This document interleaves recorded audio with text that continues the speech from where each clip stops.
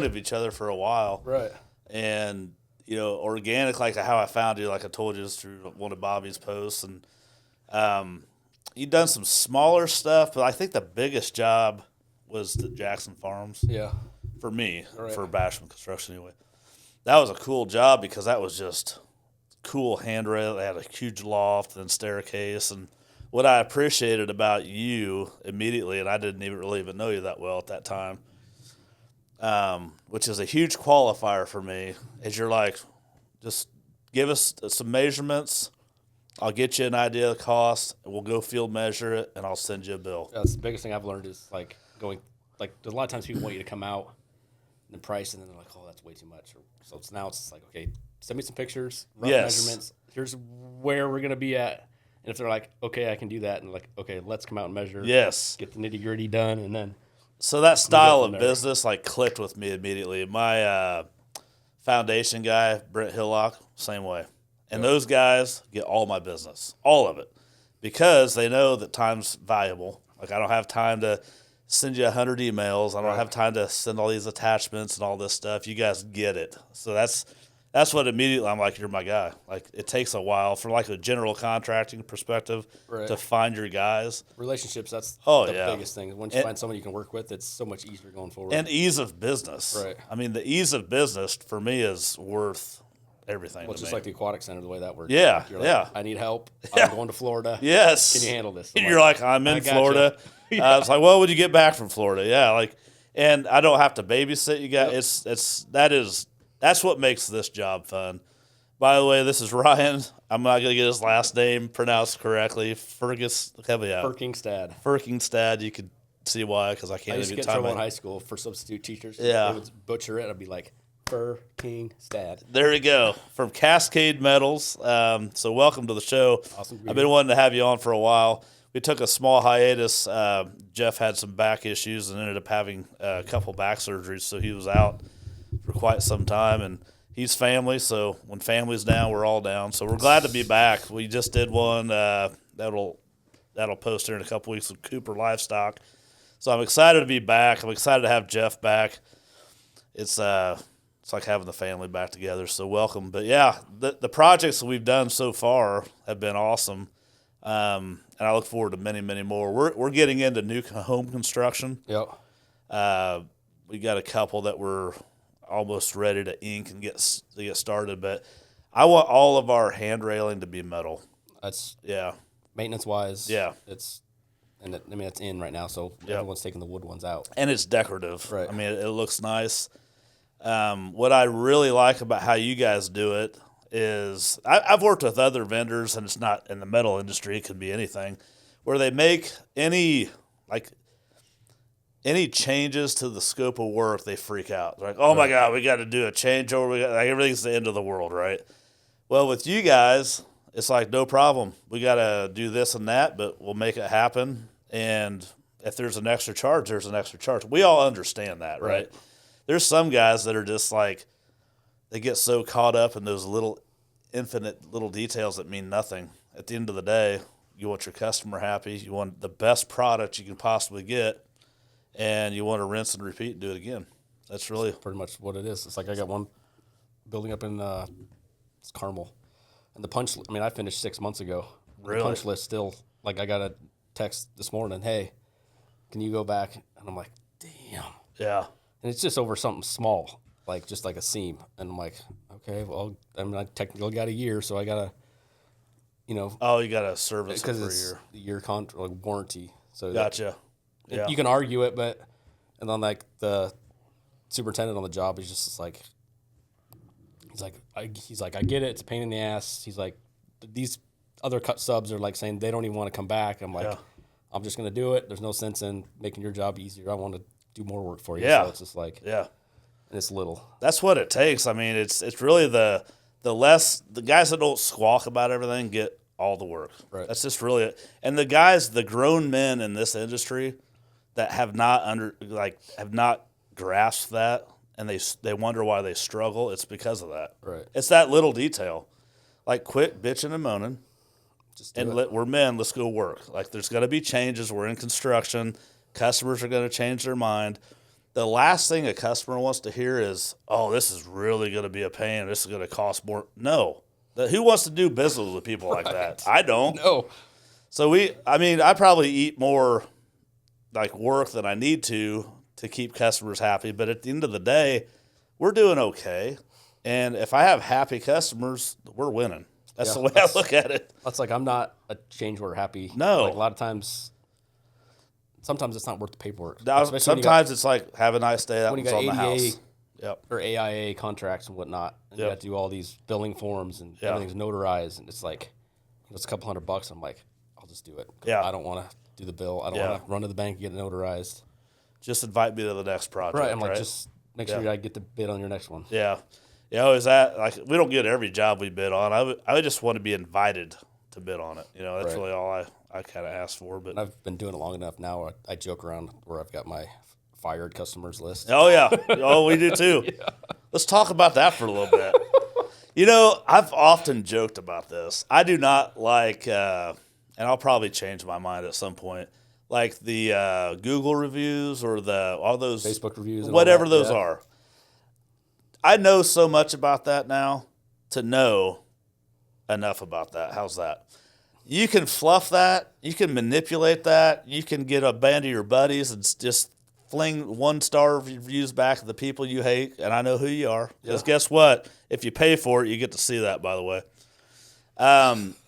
It's laughable. It's like, really, you're going to make your decision off of some guy that don't even know who you are that's pissed about you? It's worse for you being more residential. Yeah. So your drivers, a lot of the I get a lot of it. And the funny thing is, I walk amongst them, and I even talk to some of these people. They have no clue. I'm like, dude, I know it's you. Right. I have the receipt, as they say. Exactly. I hate that comment, by the way. But anyway, so yeah, that kind of stuff drives me nuts. But the reason I bring that up, wouldn't it be nice if we lived in a world where we could have a Google review for customers?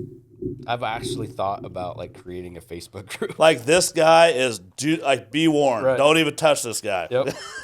These guys don't pay on time. They're going to hold your money for 6 months. Yes. So if we had a Google review for customers, man, that'd change the landscape. Kind of like Angie's List or whatever, the reverse of that. But the guys like us that stick together, that trust each other, that respect each other, we kind of already have that list. Right. So, so if we have a bad experience, we're going to say, hey, if you ever get a call from... And I've done that with the guy that does the same thing down in Bloomington. Like, I had somebody come with me and stiff me, and the first thing I did was like, hey, if this guy calls you, don't take it. Yeah, because you're going to get stiffed too. Right. And we don't have a lot of that, thankfully, but they are out there. But so how long you been in this industry, and what got you into it? Let's see. This year it's 10 years full time. Okay. 2015. Yeah, 10 years. So this is your 10-year anniversary? I guess so. December. Congratulations. I'm still doing it. Yeah. You still loving it? Still loving it. No plan B, so I like that's my only option. Ooh, I like that. That's why I went in. It's like, it's this or it's go flip burger somewhere. Fight or flight. Yeah. So. That song Eminem, I forget what song it's called, but success is my only option. Failure's not. I mean, there's a word in there that adds to it, but I love that line. Like, that line is on my wall in my office. It inspires me. The bad part is, to have success, you have to fail every day. You have to. It's like a requirement. I'm going through one right now. I totally screwed it, and it's been a nightmare. Yeah. That's where the guys are up in Whiteland. And that's why you're here, hiding. Yeah, kind of. I have a meeting. It's a very well documented meeting. It'll be released next Wednesday at 9 o'clock in the morning. That's probably them wondering where I'm at. Oh, you can take the call if you want. Oh, no, that's good. It's fine. I like that because, honestly, when I started Bachelor of Construction, that's what it was. It was a zero option mentality. Like, you're in it, and this is it. And if you lose and you fail and you suck, then that's on you, bro. Right. I kind of got pushed off the ledge a little bit, kind of helped me because I wanted to do it, but didn't have the balls to do it. Mm-hmm. And then getting let go from where I was. That's kind of because I grew up in Seattle area, north of Seattle. You did? Yep. Moved out here in 2003, I think. What was Seattle like? I mean, growing up there was wet? awesome because that's where the Cascade comes. Cascade Mountains. Oh, okay. That's my little homage to home. Well, I didn't know that either. Yeah, that's where that comes. That's why the mountain range. I just met Ryan 5 minutes ago. Just kidding. We're pulling people off the street. Normally when we meet, it's like, hey, I need you to measure this, this, and this. I'm like, we never talk. I gotta go to another job. We never ever talk. Send me the quote and send me the bill. And yeah, it's transactional. Our relationship is very transactional. So you're from Seattle. Yep. Cascade. Born and raised Seattle fan still. So tell us about Seattle. Well, in high school, my best friend was in NASCAR, like race car stuff. So I started helping him.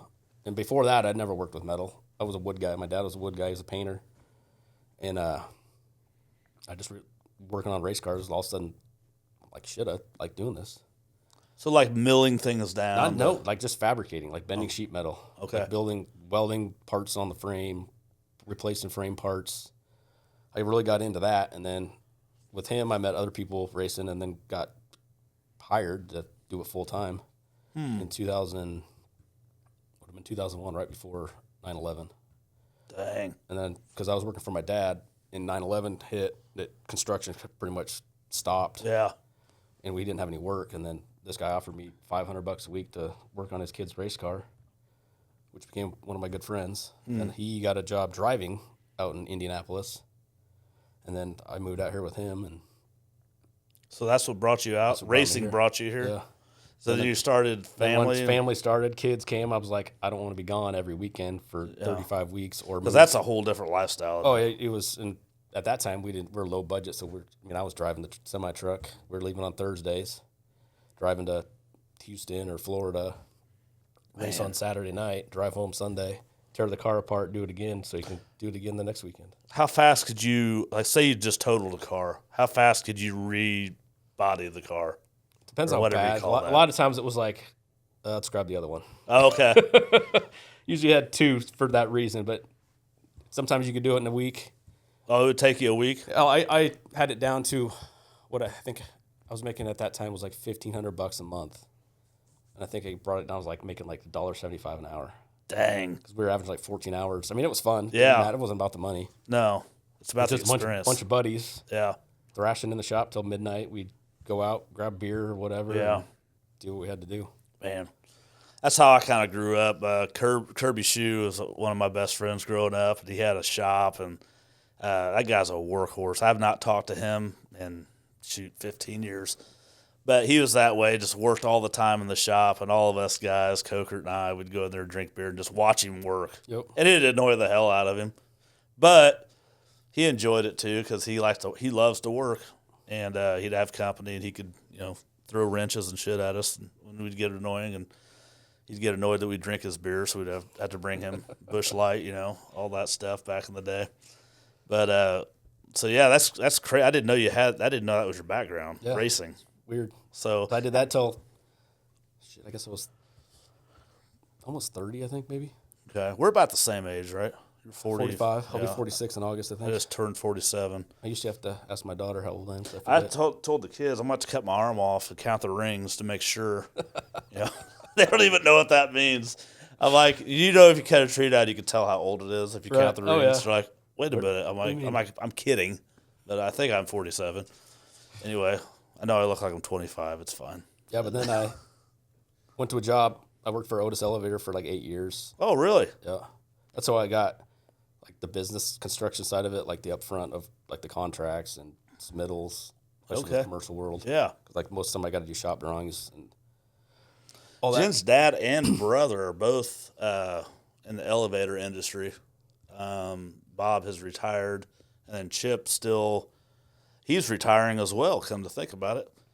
But they're private. They do their own thing. They serve it, do a lot of other stuff. I'm not going to speak about their business, but it's just different. But when I first met them, I said, man, I bet your business had its ups and downs. And Bob's like, I hear that. A lot of doors open and shut, everybody pushing your buttons, About 5 minutes, I was canceled pretty quick. They're like, yeah, get out of here. Yeah, I've heard all this shit before. I didn't know. You've had quite a interesting background then.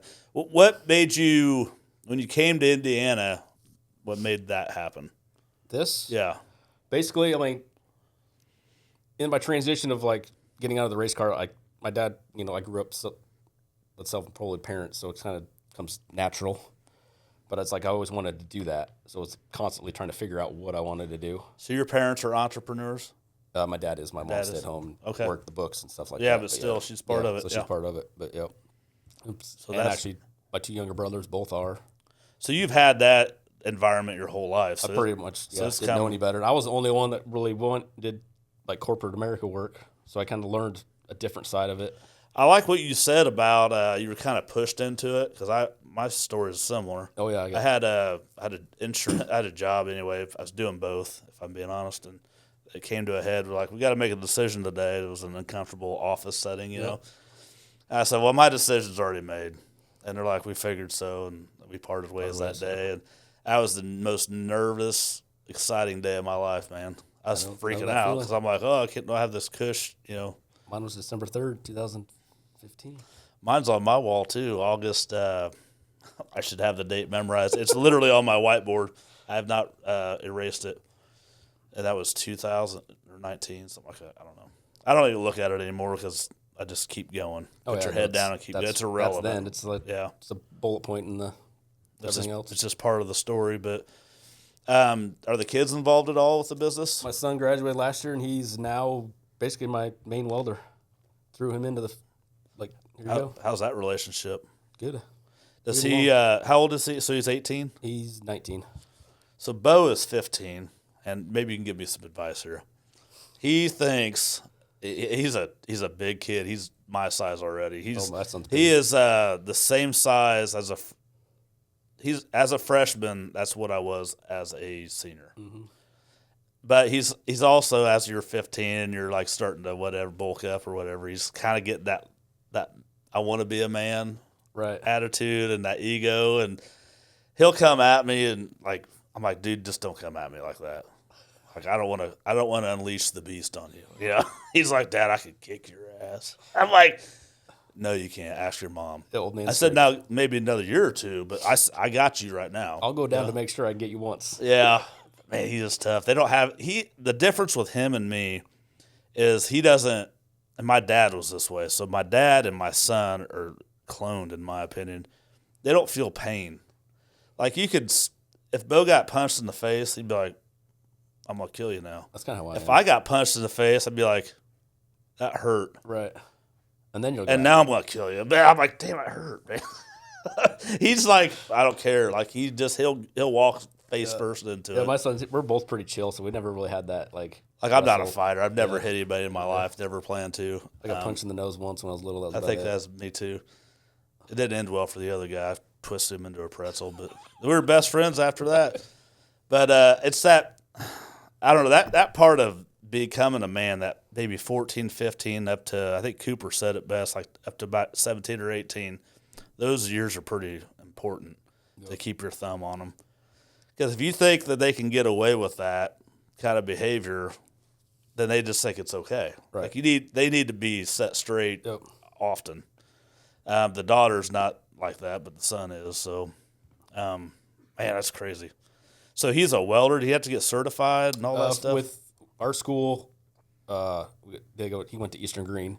Okay. And through Bloomington schools, they have like a vocational thing. Mm-hmm. So like his junior year, he went half day at school and then went to Bloomington North. Oh, okay. They have like a welding, different courses, and he took the welding one there. Man. So he learned how to weld there. And then senior year, instead of going to there, he was able to come, him and another guy would come to the shop about noon and work half day every day for their school. And they got paid for it. So yeah, that's good. So, what's the toughest job you've done, like, ever done? Toughest job? Yeah, probably it's called the Leo. It's an apartment complex downtown. Is that the one you worked on this year? We finished it last year. I'm getting into a lot of apartments right now, but that was I follow you. The crop, yeah. Is that the one where you had like 1,000 of them or something? I think you posted. The one I just posted is up in Lafayette. We got 83. That's what it was. Okay. But the one downtown is one I took on. It was like my second one, and I'm known for like I've never done this before. So let's just do it. Yeah. So it's like they had 2 7-story stair towers. Like I think there was 120 balconies. And this like decorative like metal screen around the parking garage. Yeah. So I'm like, we've never done that. Let's do it. So I bid it, and then next thing you know, we're throwing 7-story stair towers in with a tower crane. I think that's how you do it. We didn't. I don't know what the fuck I was That's doing. that's how you do it. I know I don't have the personnel to do another one. Well, you will if I will if the opportunity arose. Right, you would. but it was a really good learning experience, and that company, Holiday Construction, it's like they've been awesome to work with. I've worked with them since I know those guys a long time. Yeah, they're good guys. I follow a lot of people in the roofing industry. I don't know why. I think that's what I originally wanted to get into back in the day. And I reached out to a guy in Texas. They just had a bunch of storms, and I actually called him a month ago, and I said, "Hey, if we were to do the same thing, like, you come out here and like coach us up, show us how it's done?" And he goes, "You want the secret?" I said, "Yeah, that's kind of why I called you. Just wing it." I said, "Are you serious?" He's like, "Yeah, just wing it. You'll figure it out." And I'm like, dude, I kind of wondered that. Like, there is no secret sauce to any of this shit. There's just not. Like, I got a buddy that I've met through Instagram years ago out in California, kind of does the same thing, but he's like 10 years ahead of me. Yeah. He's got like 30 employees doing, so like watching him doing it, like I'll run this stuff, bounce stuff off him. Yeah. And it's kind of the same, just like you just got to get in and do it. That's kind of what we are doing anyway. That's like when we started this podcast a while back. It's really bringing all of the people that are like-minded together, like all the entrepreneurs. Like Jeff's an entrepreneur. He's running his own thing.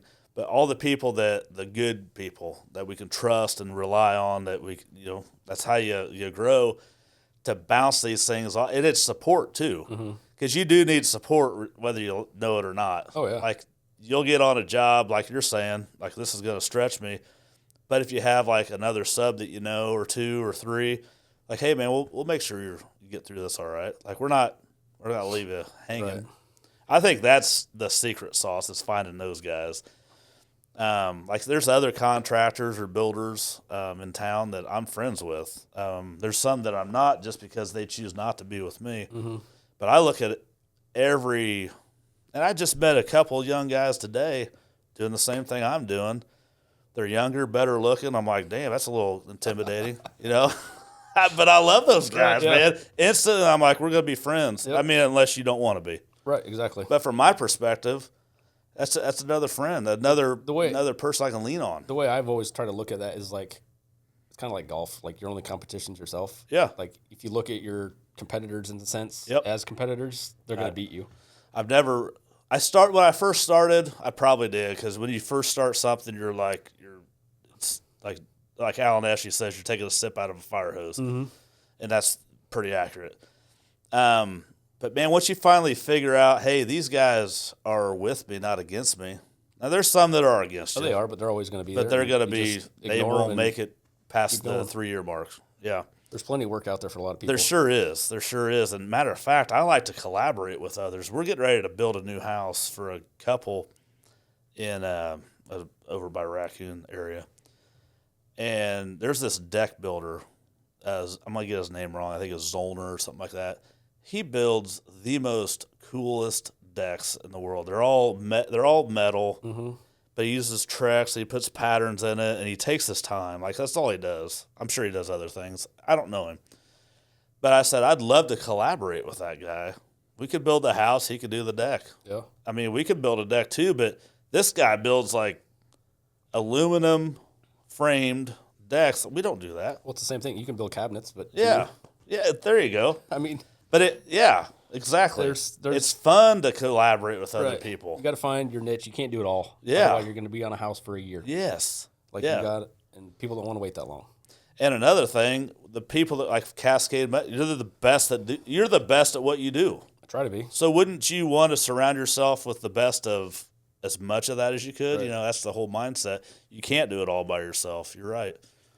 So yeah, that definitely resonates pretty hard with me. But back to my beginning story. It's kind of funny. It's like I worked as a defense contractor for Crane Naval Base. Okay. Like military parts. It was all metal. But they were corporate, so they had like these, they bring in like, oh, what's your 5-year goal? What do you want to do within the company? And I remember telling my manager, I'm like, well, I want your job. And that was... You heard me say that before? That was the worst thing ever, because like the next 6 months was just like we were combative. Like, and at that point I was wanting to do my own thing because I was doing it on the side. And then Friday, went in on Friday, which I think was December 3rd. And he just walks me to his office and like, hey, we're going to let you go. Did you know it was coming? I had no freaking idea. You did not. It was blindsided. No, my whole goal was like, in my head, I was like, okay, we'll get through 6 months and then I'll put my time in and then I think we'll be ready to go out on my own. You're never ready. Oh, no. And it's just like, and I remember sitting in there and telling me that, and I remember smiling. Like, this is exactly what I needed. Yeah. And then I get in my truck, getting all my shit. Yeah. I drive to where my shop is now, which I was working out of it already. I didn't know what to tell my wife at the time. And I just drove there, kind of sat there for a minute. I'm like, shit. Yeah. Then I'm like, well, I got a whole bunch of Christmas gifts I got to make that people ordered. I'm like, now I got plenty of time to do it. Yeah. So I went home and told, and because she was self-employed at the time. How did she take it? I was kind of freaked out at first because I had the insurance, I had all that. So we lost everything. So it's now you had to figure out insurance, which was a pain in the butt back then. Things happen for you, not to you. Exactly. Ed Milet taught me that. Yep. You're actually Tony Robbins before him, probably. But I have adopted that in my life. Things happen for you, not to you. Don't ever be a victim. I tell my kids that. Don't ever be a victim. I don't care if you are a victim. Don't be a victim. Things happen for you, not to you. Right.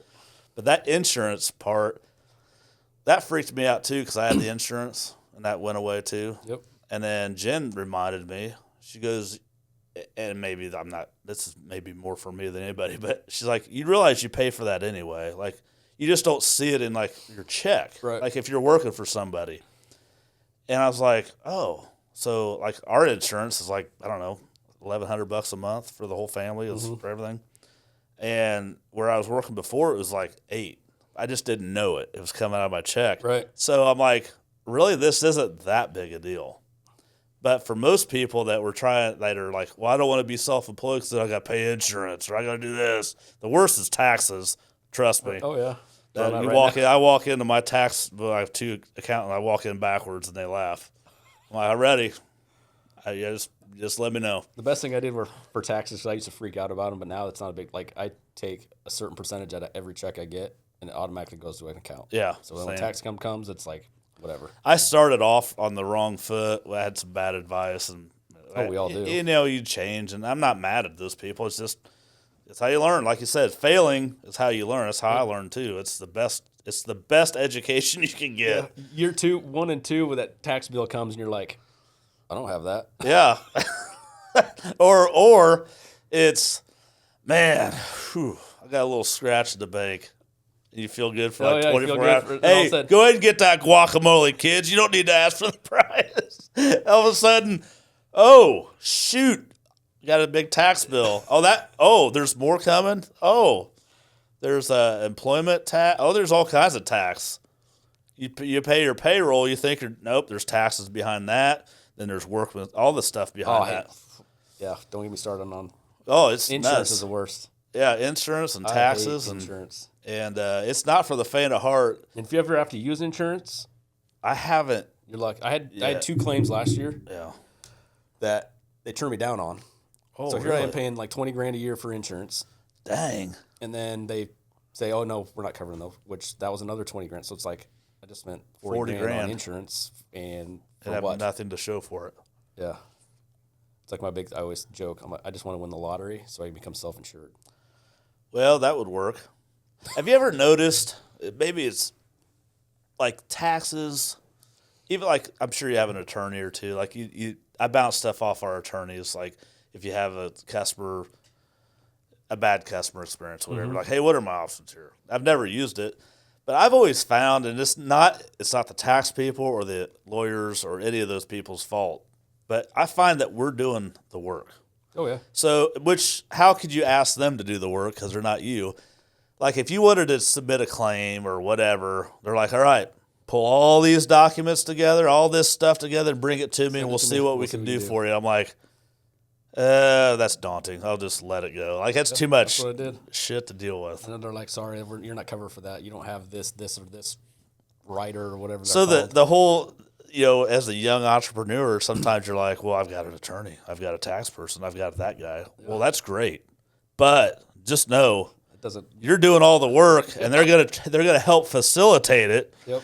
You don't just have this get out. I got this guy. I remember He'll take care of that. after all that, I asked my insurance lady, I'm like, okay, here's the deal. What if I'm on a job site, we're welding something, and I burn the whole thing to the ground?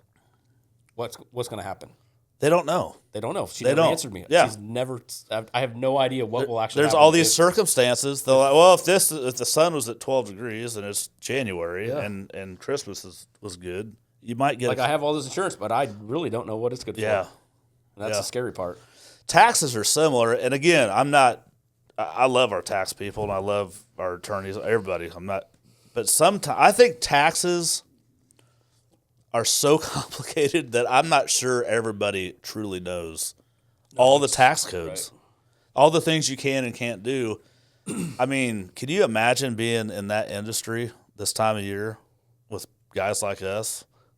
I could tell, like Becky, she probably doesn't want to hear from me. Right. You know, got all these questions like, do you realize it's not even April 15th yet? I got 5 days of heck to deal with. You're asking me these dumb questions. I filed an extension for you, you son of a gun. Leave me alone till March or July. Yeah. Or May, yeah, not March. Yeah, so it's just those misconceptions that when I first started back in 19, it sounds like 100 years ago, it wasn't, that I had all these ideas and this is how it's going to go. And now that you're in it, 5 or 6, 7 years, you're like, that is the complete opposite. That's not even close. Well, it's like I went to business school. And it's like, looking back, I'm like, I learned nothing. Yeah. And then I love all the critics, all the people that are like, well, you should do this and that and that. I'm like, is that what you did? Oh, no, I didn't do that. I didn't run a business. I didn't do that. Well, then what the hell? Don't give me that unsolicited advice if it ain't something you've done or you know what I mean? It's sometimes irritating, but there's a lot of things that can go wrong and there's a lot of things that can go right with it, but you just got to surround yourself with the best. Just figure it out as you go. Yeah. It's like my little FitFo. You probably can't see it on my shirt, but it's our little saying. It's like figure it the fuck out. Yeah. When am I going to get I was double X, so I'm a fat boy. I was going to say, I figured you might be. I was like, man, I got XLs. I bet he's a double X. Well, I tell you what, if I really buckle down and not eat, I could probably be an XL again. Yeah, but what's the point, really? I don't know. It's all this twisted steel and sex appeal right here. I just turn into the Incredible Hulk at night. So, no. If I lose weight, then Bo would have an edge on me. You got to stay heavy. Yeah, I'm nervous. I sleep with one eye open with that kid. Does he play football? Yeah. Playing field? Yeah. He wrestles. I tell you what, I thought that. Two sports, I'll be 100% transparent, I knew nothing about.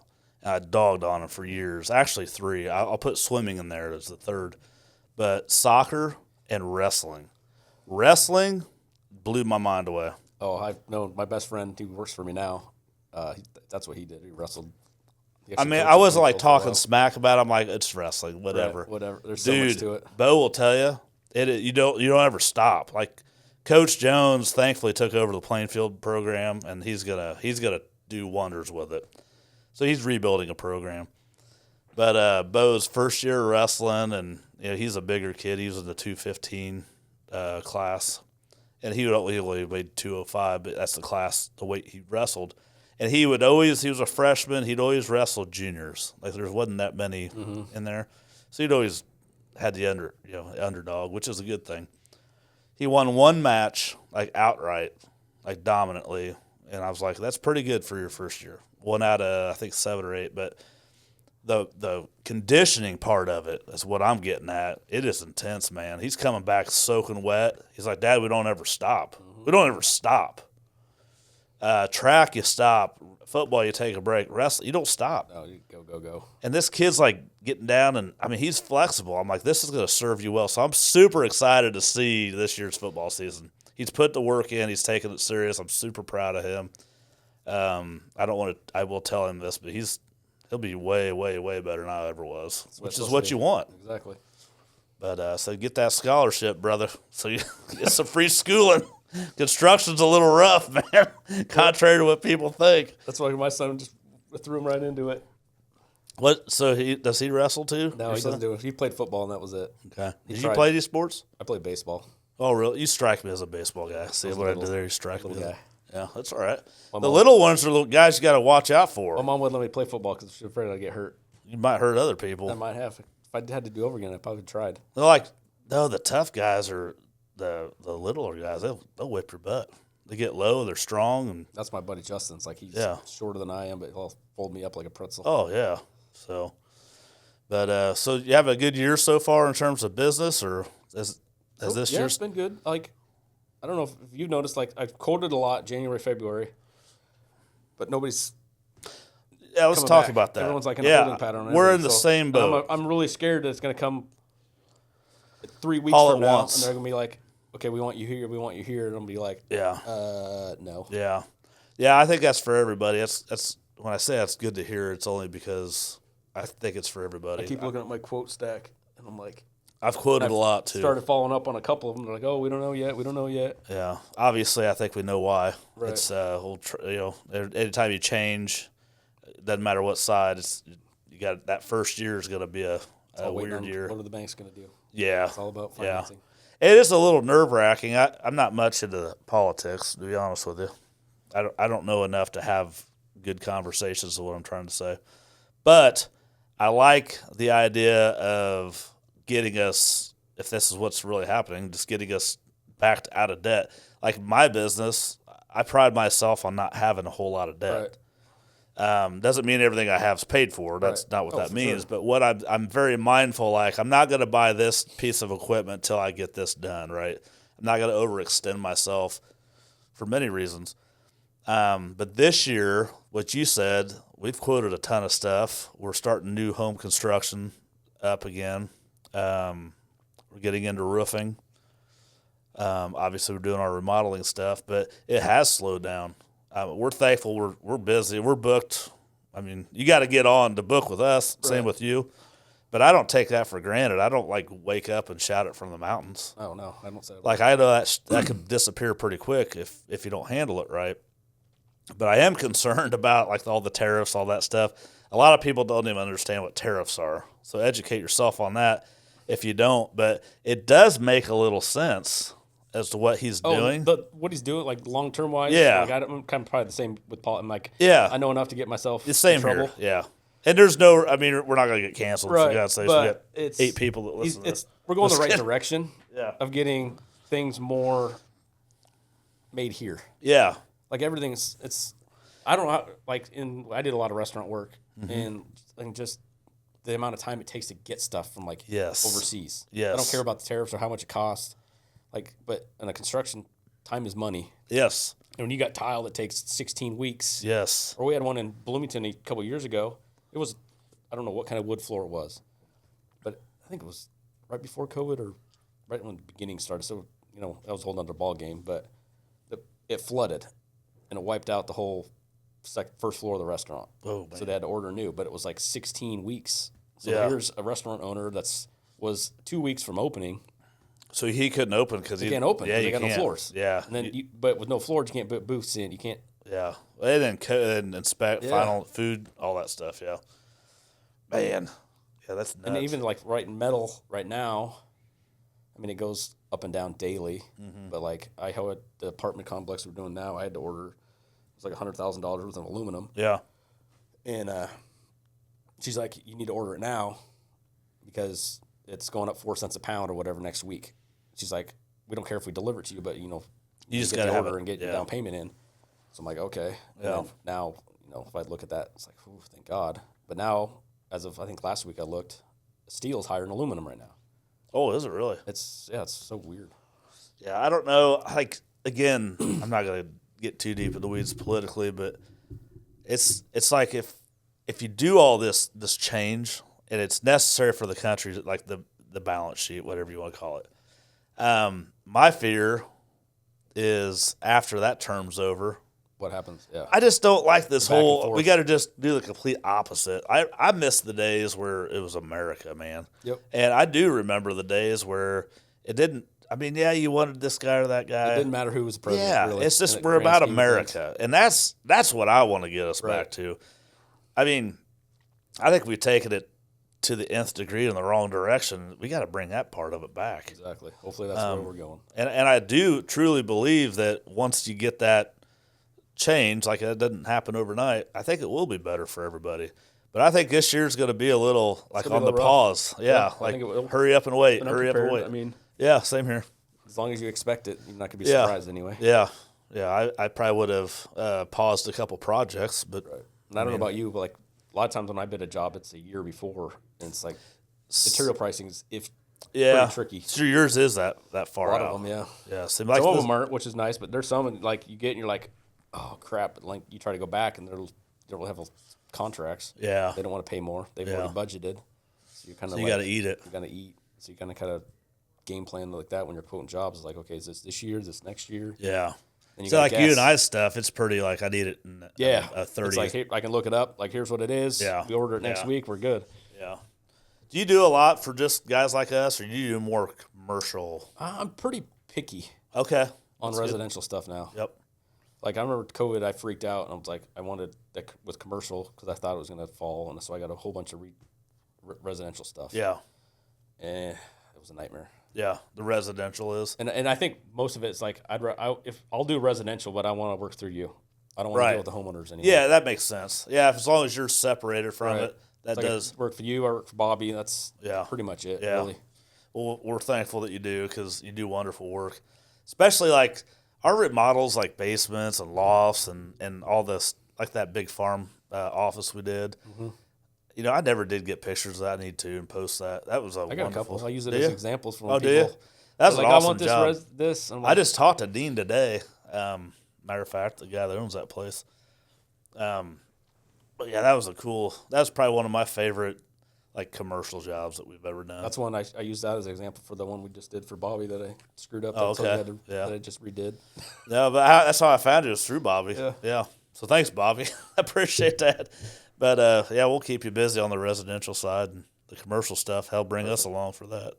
It's a whole other world up there. Yeah, it is. You'll find yourself going that direction before you know it. We are. We hit Carmel a lot and Fishers a little bit, and I mean we are growing. Every year we grow 100+%, which is good. But it's because we have awesome people that, as you know, relationships are everything. You gotta. That's key. That's very, very critical. And there's like I've actually, you probably noticed, but the last year and a half, I've pretty much like silent on social media. Me too. I realized it's like you put so much effort into it. Yeah. And then for at least what we were doing with like commercial, it's like, you know, you got to bid and build. I wasn't getting anything out of it. Yeah. And so I was just like, you know what, I'm done. Yeah. You know, social media is interesting to me. We need to put social back in social media. Honestly, there's a lot of interesting roadblocks in social media. A lot of shit talk or it can be a bad situation. It's all fake. Yeah. When I started, I relied heavily on it, like the chatter pages and whatnot, to get the name out, and we still do some. I mean, I think it's important just to keep getting your name out there, but really referrals, word of mouth, that's where it's at. That's where it is, and that's like my dad. That's how his business back in the '80s. That's how one little option you had, really. Yeah. Unless you wanted to run an ad in the yellow pages, But I did the same thing with my social media. I even on my page, I just put I don't even have a picture of myself on there. It's like nobody cares, work harder. Yep. That's where my picture was. And then in the back is just Basham Construction or whatever. And I'm like, I'm not that hard to find, so come find me. Right. You know, we're going to go back to 1985. Exactly. Come find me, man. I'm either fishing or working or with the kids, the family, and then what I found, when somebody does contact you, they're sending you random pictures of this is what I want. It has nothing to do with, they didn't pull it off your page. No. It's somebody else's Pinterest or whatever. Yeah. So you're just like, yeah, we'll copy that. We'll make that for you. That's what you want. Here's what we can do. And this is a random question. Are you afraid of heights? No. I am. The funny thing is most of my employees are. Really? So you got to do all the high stuff? Well, like today, they're up on a lift. Okay. Pulling some panels off a building. And I text them as I can do, and I'm like, how goes the battle? So it's fucking windy. They're like, so this 60-foot man lift is just bouncing all over the place. Oh, that's no fun. Or like when we're doing balconies, you know, you're tied off, you got it lifted up and then bolted down. So like, you know, usually they're good for like the second and third floor. But once we get fourth, fifth, and sixth, it gets a little hairy. Oh yeah, I hate that. Man, when I was a foreman, this is back when I was younger, I'd have to be up in the basket. We had great alls. We'd have 16 or 20-foot platforms, and they'd have them extended out there. Well, this is before cell phones, thankfully, because those guys would be on their phones, doing something. Right. I'm up here. I'm working on fascia and soffit. It's windy and cold, and you can feel the basket doing this. And I'm like, I remember Jed Zardsey was working with us. I said, "Hey, pull that up about 2 feet, but real slow." Boom! We sit the building. We're doing this, and the back of the griddle's doing this. And he's like, "What do I do?" I'm like, "For the love of God, listen to everything I tell you. Pull that thing back. This is called leverage. Pull the leverage back so Daddy gets down on the ground so I can beat your ass. You need to pay attention to what you're doing. I'm afraid of heights, and I'm 60 feet in the air. And you're just like, oh, this ain't no county fair ride, buddy." Yes, sometimes I wish I was more scared of heights because, like, one contractor we work with up in Lafayette, he jokes around, and he's like, "Just don't watch Ryan do anything." Yeah. I'm like, oh, God. I remember we were building, I don't know, this is a million years ago, but steel workers, I was watching that. We were adding on to this jail or something. I don't even know why we were there. We were setting trusses. I see this guy he takes the crane up. He rides the crane with this big cutoff saw. He's got these tools hanging off of him. He gets all the way up there, and he's walking. This beam is like this. He's just walking right down there. And then he just, with one arm and 2 legs, holding that saw, just slides down that I-beam 20 feet to the next one. He walks around. I'm like, I ain't doing that. I looked up. I don't even know who I was working for at the time. I said, "Man, look at that." He's like, "That guy is not afraid of anything." I was like, "I don't think I could do that." Those iron workers are. The worst part about iron workers, like with OSHA and all that, it's like they have different rules for fall protection. But are they all union? I don't know. I don't understand. Indiana's weird. Like, I know Evansville is huge union. Yeah. Like, I couldn't even work in Evansville. Oh, you couldn't? I could, but like ran out. You would get run out of town. I took Bo to a birthday party over here at one of those trampoline parks, and they had that rat. They had a union, whatever you call it, a strike. There it is. And this guy in a rat suit, and I rolled the window down. I said, "Hey, I didn't really know. This is like 2 weeks ago." Yeah. I said, "You lost?" He goes, "We're on strike." I said, "For what?"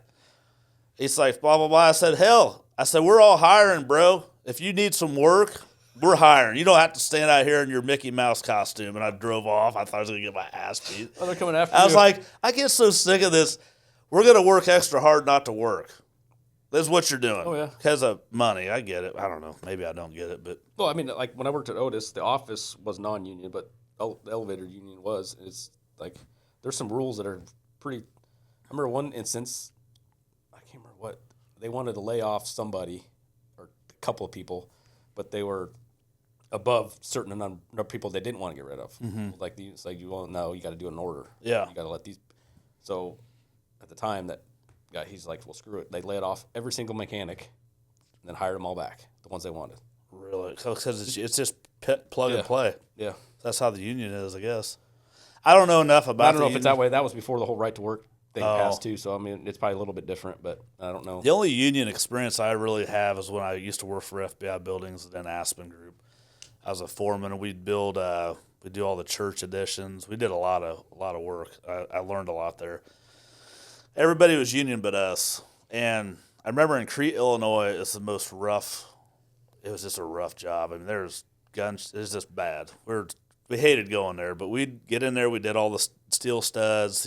We'd build the building, but all the electricians were union. Everybody's union, and the reason I'm bringing this up is I told my guys, I'm like, "Hey, we're the outcasts. Just shut your mouth and do your job. Clean up. If you're in the way, just be nice. Blah blah blah." And that's how we just went through the whole project. Well, we're about done. And I made friends with the electricians. I made friends with the plumbers, the roofers. They're all union. We're all friends. We're all, nobody hates us. Well, they didn't like the concrete guy. They didn't like the HVAC guy, whatever. So the electricians were big on cooking out. Like every day, like Fridays, they'd have a big cookout for all their union guys. Well, we got invited because we're cool. Right. So all of us go over there. We're hanging out in the electricians, they have this big ass trailer, like a semi trailer, and all the other union guys weren't invited. And boy, that was like World War III. Ever since they did that, like we were outcasted, like we were the union people. Yeah. So us and the electricians were on one side, everybody else is on the other because they're bitter because they were jerks. And funny. But they are that way. I mean, they stick to their own. Oh, and I remember in Seattle, me and one of right out of high school working for my dad. We did it's like a restaurant. We were painting inside, and it was on the Port of Seattle's property, but they used non-union welders inside the building. Oh. And somebody got mad and torched it. It's funny you say that because they got mad. Maybe it was the plumbers. Somebody went and just tore all their copper out the next night, and they said, you guys did it. Well, no, they didn't do it. Somebody just went in there and ransacked it. We had an instance, did an apartment up in Carmel, was it 2 years ago?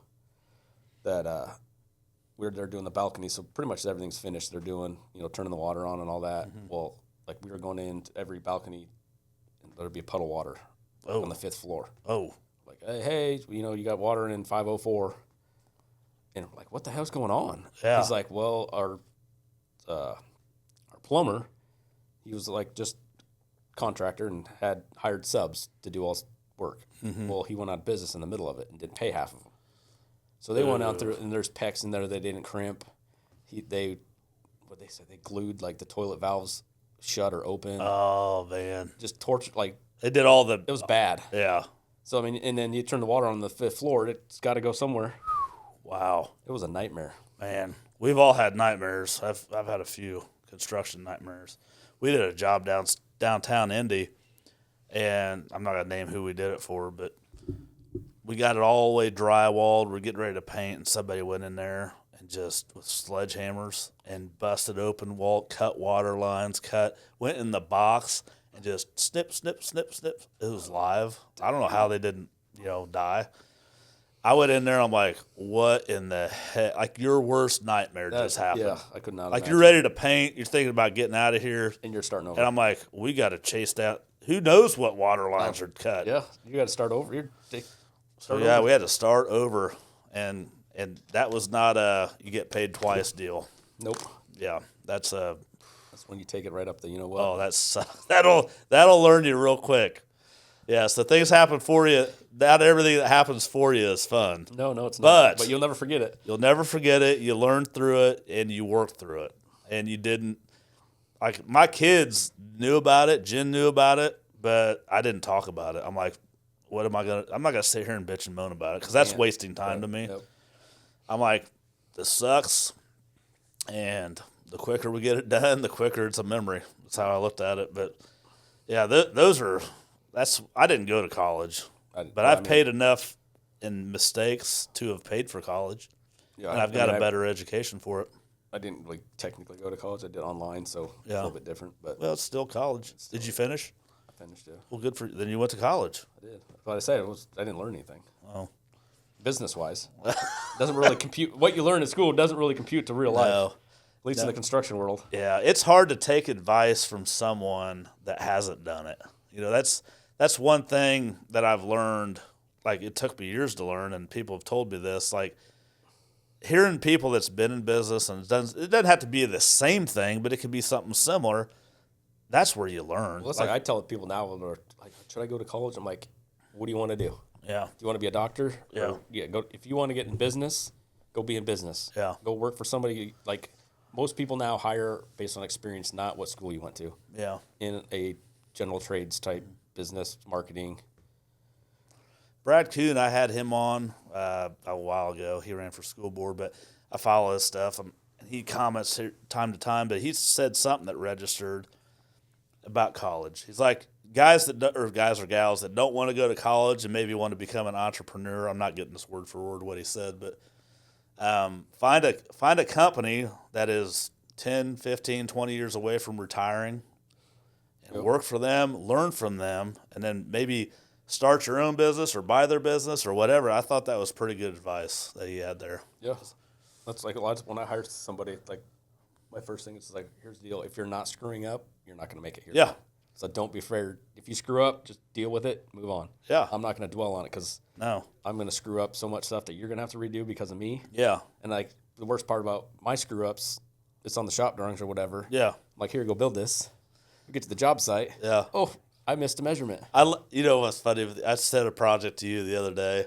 It was a handrail deal, and the first comment you said, "Boy, the guys are gonna love this one." And I'm like, "Oh yeah, you're to the point where you're like, hey, here's a job, figure this out. I like that. When you said that, I was like, he's kind of my kind of guy. I like that. It gets me in trouble a lot. A lot of the times I'll go to the guys. I'm like, you're gonna hate me. Yeah, I'm like, this isn't even doing it out of wood. I'd be like, have fun with that one, Ryan. I have a Ryan that works with us.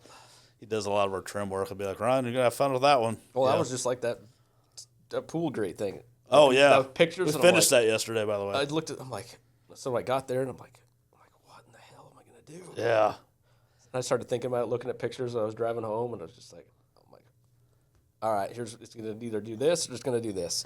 Well, I mean, jobs like that, and my socket is at the bottom of the pool, by the way. Oh, is it? What size? Half inch. Half inch. Okay. I've already lost the 10 millimeter. That was already gone. I didn't realize that's how that worked. Neither did I opened that hatch. I'm like, that's just like it's a brine pool. Like it's a pool under a pool. And it's deep. Yeah. What there's Lord pipes. only knows what's down in there. Yeah. And it's hot in there. Yeah, it is hot. I went there this morning after I worked out just to put eyes on it. It looks good. Victor did the tile on it. But things like that aren't cheap, and people are like, why is that so expensive? I'm like, have you ever fixed that? And it goes like, back. Oh, no, you haven't. That goes back to where you see memes and stuff like, pay me for my experience, not my Oh time. yeah, that's one of those jobs because it could have gone both ways. It could have been. Crap. You don't want to do it on the cheap because you're not going to go back and ask for money, more money. At least I wouldn't. No, I don't. And I don't know. We're the same that way. But you also are like, this is a pain in the butt.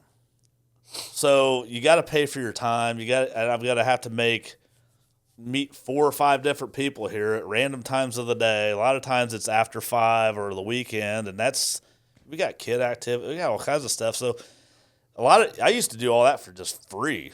Well, now it's time you got fuel, you got it, all that stuff. So you got to account for it. But I really do enjoy working over there. They got a lot of cool, unique projects. I like unique stuff that tests us and challenges us. It was kind of cool being in there because I lived in Avon for quite a while. Oh, okay. So I lived up here when they built that. So it's like when my kids were little, we'd go there to the water park and all that. Oh, really? So like I think they did swim lessons there and stuff. So like walking in there, I was like, holy crap! Last time I was in here, my daughter was like 5. Yeah, yeah. When we first moved to Plainfield, Jen and I, it was built already, but there wasn't much around it. Like all those houses weren't built around it. It was kind of in the middle of. It's almost like just built in the middle of nowhere. Yeah. I was working at Morton Buildings at the time when we first moved over here. I was like, this is random, but it's huge. It was like then everything grew up around it, or built up around it. But yeah, what's the most coolest person you ever worked for? Any celebrity like? Oh yeah, I got some. Yeah, give us some cool stories. Let's see. Back when I first started, I was doing like backsplashes and wall panels out of stainless. And do you ever remember the show Man Caves on DIY Network? Yeah. Well, I got a call from them about doing Chris Humphreys. That was right after him and Kim Kardashian got divorced. Yes. He played for the Suns or something? Yeah, I don't know who he played for. I know who you're talking about. So I made these panels, and then me, my buddy Justin, and my brother-in-law, we drove up to Minneapolis, installed it on the TV show, did all that. Oh, really? Was she there? Or no, you didn't see anybody. Oh, you didn't? Yeah, it was pointless. Huh. Was he cool? I didn't meet him. Oh, you didn't meet him, so you just went there. We met a couple of the producers. They video us putting this on the wall. You watch the show, and there's like there I am. Oh, man. Yeah. And then I remember they called me a couple months later. They're like, hey, we're doing this backyard renovation show. Do you want to do your backyard? I'm like, well, man, that'd be kind of cool. Yeah. Like, well, it's like $80,000 up front. I'm like, what? I'm like, yeah, no. Really? And maybe it was 40. Really? But it was still like you had to pay so much to get it. Oh, really? Yeah. I was just like, wow, so that's how it works. I've been a part of a few of those. Not that, but construction shows. We're actually doing one. I saw that on. I haven't really talked too much about it, but it's not. I originally thought I always wanted my own show, but I don't now. I'm glad I'm doing it. I'm going to see this one through. Unless it pays, this one doesn't pay. Well, I did a reality show in the racing world. Okay. Back in the day, so did it pay? No, heck no. I mean, it's a lot of time. We were supposed to get a Red Bull cooler for the shop. Oh, we never even got that. Yeah.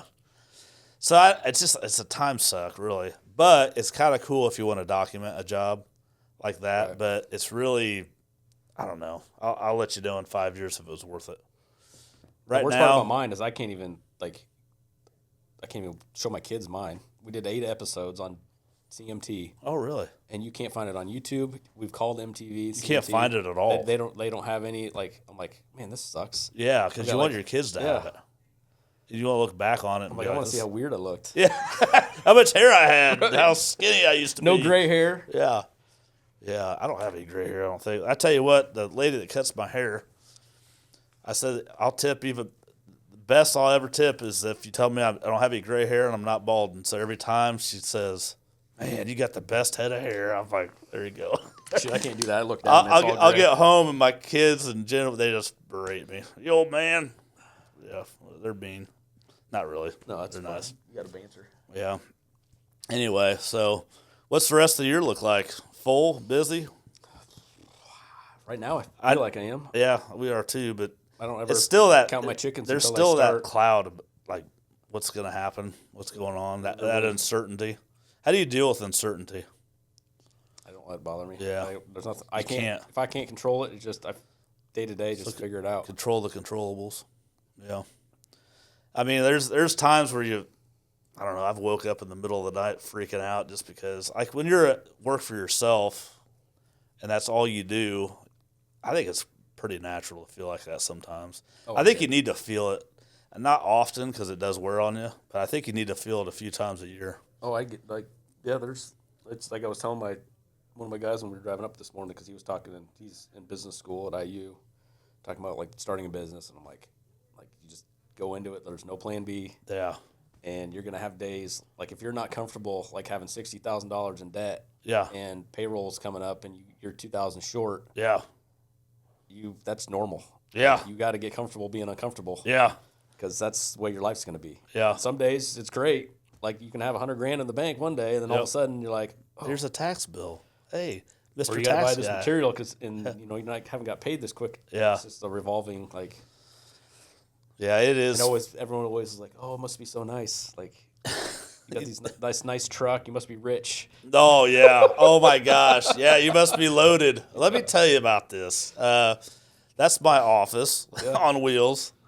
Yeah, the misconception of business. And then all the people that want, and I'm not talking ill, just the sponsorships and all that stuff. I mean, it's just all the time. They just assume you just have all this money. And I'm like, that's not how this works. And we want to survive this storm. The worst part about me with sponsorships is because I did the race car thing, so we had to go get sponsorships. So I kind of know like what you got to do. Okay. So when somebody comes and asks me they're just like, hey, can you sponsor our baseball team? I'm like, well, what's in it for me? Yeah. I'm like, give me more. Yeah. Like, give me are you putting my name on a T-shirt? Are you gonna talk about me during the game? Yeah. Like, I know I'm not going to get business out of it, but like, here's like a learning. Like, if you're going to ask for something, you have to give something back. I do the same thing with people that are critical or like price objections or whatever. You pick something. I had this guy, he's like, well, something didn't look right to him. That's just not how that's supposed to look like. That's not how you do that. And I said, well, how do you do that? And he's like, well, you're supposed to know. That's what I pay you I'm for. like, well, that's the problem with society that I have with is there's a lot of mouths that just chirp, chirp, chirp, but they don't know what they're chirping about. Right. So if, like, say you came to me and said, man, what you just built kind of looks like crap, I would listen to you because you know what the hell you're talking about. You've seen some stuff, and you're not just doing it to do it, right? Versus somebody that's like, well, that just looks like crap. Okay, well, how would you fix it? And they're like, then what value do you have? Right. I mean, you gotta ask yourself, like, if I'm gonna fling arrows at people, me personally, I'm not gonna do that unless I can back it up, or if I have a good suggestion. And again, I probably wouldn't attack people like that. I would be like, that looks like crap. I'd come at you like, hey, I've been in a similar situation before, and I did it this way. I don't know if that'll help you with this situation, or if I maybe did it. There's a way of doing it, is what I'm trying to say. A lot of people, especially social media, will just fling it out there. It's like they have it's like It's like toothpaste out of the tube. Once it's out, man. You can't push that stuff back in. And I wish people would think a little bit more before they speak. I just get irritated sometimes about it, so that's my tangent for the day. Sorry. How do you handle, like, I don't know, do you charge by the hour? No. Okay, yeah. No, I mean, hardly anything by the hour. Somebody asks, what's your hour? I'm like, Yeah. I don't have one. Yeah, Like, what do you there's mean? really nothing that we Like, do I by the hour. Go by the job. Like, Yeah. you can't pay me by the hour. Yeah, and I've had, some customers are like, well, I need itemized, blah, blah. I hate itemized. People think you're getting a deal or it's like baking a cake. You got to take the flour out because it's too expensive. You need all of it to do this job. Right. So people that are like, I need an item, then find somebody else. Yep. We are worth it. We are very affordable. We're high quality. We're not going to screw you ever. I wouldn't put my name on the business if we would. And if you're that highly anxiety ridden that you need that deep, just find somebody else. Yep. Well, I learned, like, Because I got 100 people that want us, and I don't have to do that. a lot of the construction stuff, they'll break you down to me having my subs, and a lot of times they'll want, like, my suppliers. Like, we're heavy on materials. And Yeah, we are, What I too. learned is if I just, instead of saying I buy from Joe Blow all my material, I pull from my inventory. So then I don't have to do any of that crap. Right. Because, I pay for pretty much everything up front Yeah. anyway. Yeah. That's a smart way of doing it. I try in my not to opinion. have, there's times where you got to throw in a card or Right. net 30 or whatever. Yeah. But I try to, Yeah, we're a lot alike that way. and I like to bill up front I always bill up front for material. Yeah. Except on little things. Yep. Yeah. No, it's I don't want to lose on material. I can lose on labor. Yeah. Material.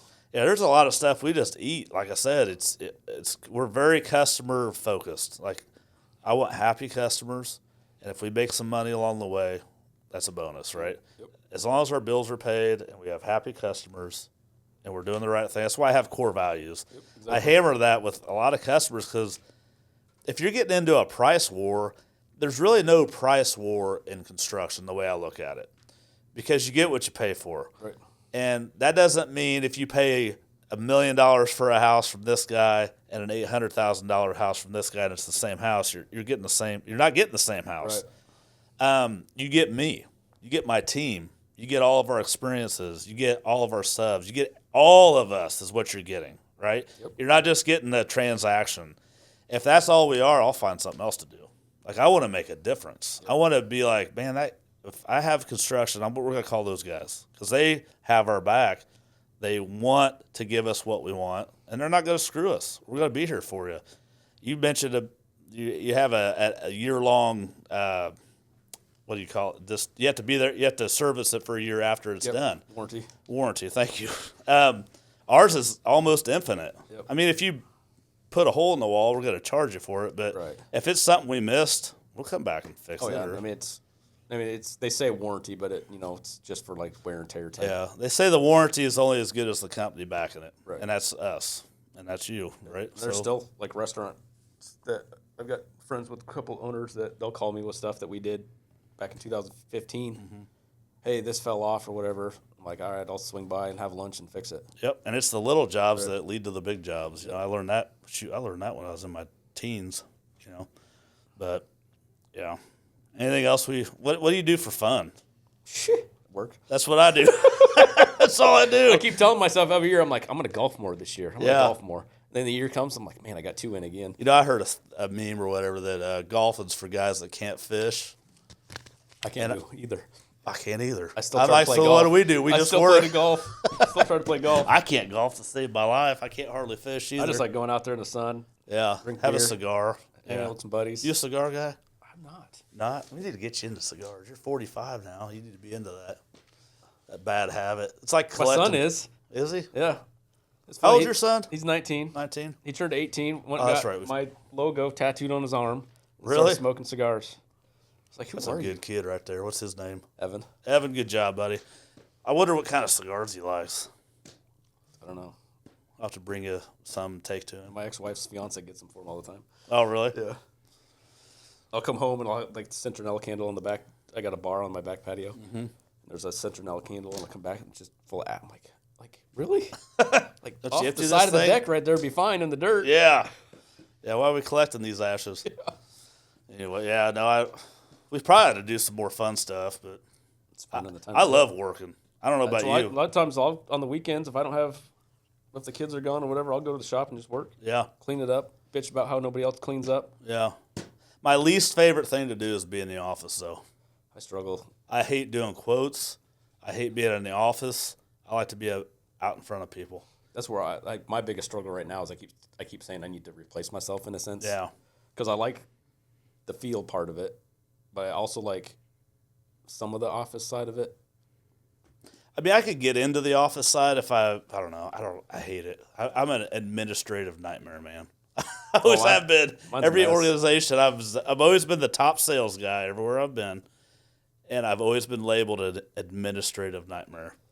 That's like before I came here, I went and did a punch list and met the owner. He's like, "Have you resent that invoice yet?" Because I told him I would like a week ago, and I'm like, honestly, no, I haven't even I haven't even opened my computer in a week. Yeah, I have invoices I haven't sent that are. He's like, well, I ain't in no hurry. Yeah. I'm like, well, I know that. Well, I think it's twofold. I think the guys like us that aren't like pay me immediately, that there's nothing more irritating to me than guys like I'm not gonna name names, but like let the daggone drought dry. Yeah, and then maybe ask me, but not the same. I think that's the nice thing with me. With most of my jobs are net 30. Yeah. So I have to have my bills in by the 20th or the 25th, depending on the project. Okay. So they can do their billings, bill the owner. Yeah. Then they have 30 days, and then technically for the contract, I don't get paid till they get paid. Yeah. So like I had a job last year. I had to carry $100,000 for 6 months. That's tough. Yeah, that's tough. Jen's, I think, still going to come on board. She runs shop, Shirt Tails that we have. But the reality of that, I don't know if that's going to happen, but I want her to, so she can do she can do quotes, she can do the money part of it, which I do all that now. I do. I don't really want to let go of it though. That's where I'm at too. Well, it's like kind I'm of just now getting my daughter to like come in like one day a week or whatever, and like go through all my receipts and organize them per job. And the only way I know how to train somebody is you just got to be by my side for however long it takes. That's the hardest. I'm like Carrie, when I hired her, like she rode with me for daggone a year. I keep joking. It's like I just need to hire somebody and have them follow me around. I mean, I think that's the best effective way to do it. Otherwise, you're on the phone, email. I mean, just watch what I do and make it your own. Because look at it. We're like project managers in a sense. Yeah. But for like 10 or 15 at a time. Yeah. And there's so many times I'll load the truck and I'll get to the job site. I did it Monday. Yeah. And I forgot, left a key part to the install in the shop, and we were 2 hours north in Lafayette. Yeah. So I'm like, that screws a half a day or a day. A full day, because that's 4 hours of driving. Yeah. Yeah, that's pretty critical. And then you look like a jackass telling the super, I'm like, hey, I can't do anything today because I forgot stuff at the shop. And he's just like. Good news is, dealing with supers, though, superintendents, they kind of understand that. But they have to report they probably have Monday morning meetings. They got to report, because so-and-so it's all part of the experience, I guess. But anyway, well, I guess tell people where to find you. I don't know if you want people to find you because you can do a lot of commercial work. I have social media, email. I mean, I got a website I haven't updated and maybe since your business started. Yeah. Well, we'll have you back on for sure. But everything's live. My email, phone number, you can find it all. Cascade Metals. Follow their work. It's awesome work. Some of the stuff they do will blow your mind. Any like cool projects coming down the pipe that are like anything? Nothing cool. Nothing cool yet. I've kind of gotten low of the cool stuff. It'll happen though. You know it'll happen. It always does. It just falls in your lap. It'll probably come next week, and probably everything will probably hit next month. I'm guessing, and then we're all going to be so busy we don't know what to do with each other. A lot of the cool stuff we do, like that I think is cool now, it's just like some of the structural crazy stuff that gets covered up nobody ever sees. Yeah, that's true. We were just downtown, and they're doing a ton of work down. I don't even know what they're doing. It feels like a skyscraper garage. Over the hospital over there? I think it's huge.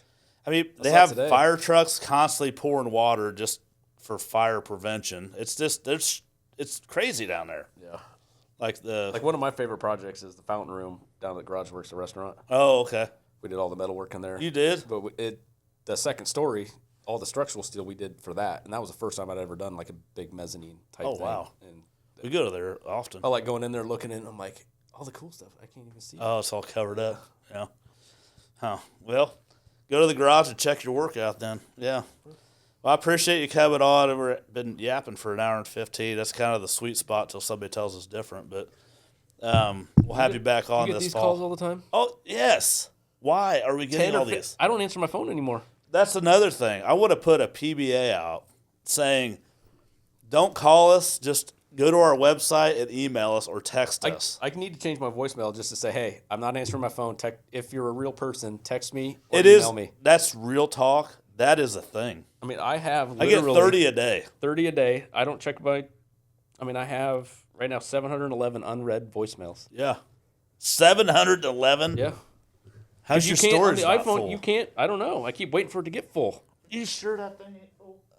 Yeah, well, I got a ton of them. I got a new phone and it won't fill up. Hell, my Uncle Johnny tried calling me. But I think they're all United States, Colorado, New York, Russia. I mean, that's the parking ticket thing. Yeah. I get an average of 30 a day. Yeah. I mean, they're all right there. Just if you're not in my contacts, I'm probably not going to answer my phone. That is a thing. I think we need to change that. I think we need to let people know that. I had a guy that said, man, I called you 3 times. I said, did you leave a message? No.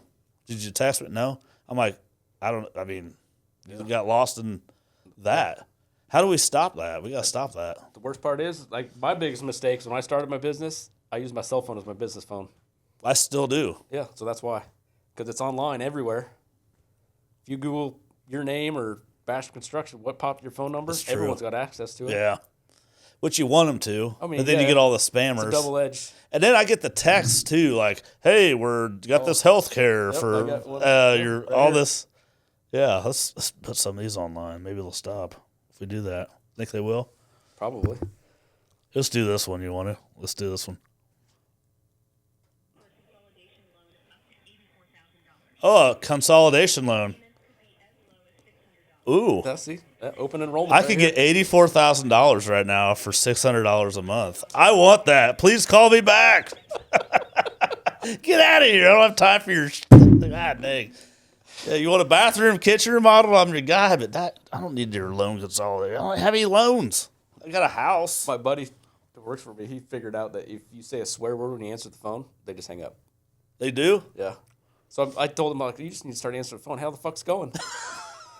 He's like, but what if it's my mom from like a strange number? I'm like, she'll get over it. My daughter, Brooklyn, she loves messing with them. She's like, give it to me. And she'll make something up. It's funny. But yeah, that is a thing. So yeah, text us, email us. Yeah. If we don't answer, just text or email. That's the best. That's the only way we. Because these spam, I'm glad you brought that up. That is something that needs to be talked about. Yeah, yeah. Well, we'll end on that then. Yeah, email us, text us, go through our websites, or call us and leave us a good voicemail. But if we know who you are, we'll probably got your number anyway. But right. Man, I appreciate you coming on. It's a long time coming. We'll have you back on in the fall. Sure. Yeah, I like to give it about 6 months and see how we're doing there. But give this guy a follow, check his stuff out, share the show. Anybody that's like-minded that wants to grow, this is an entrepreneurial podcast. Like I said, Learning to Fly is literally a lot of us guys just hitting the ground running, and I think we're about to take flights the way it feels. But like I said, share the show. We appreciate you guys listening, and tune in next Wednesday. We'll talk to you soon. Thanks, Ryan.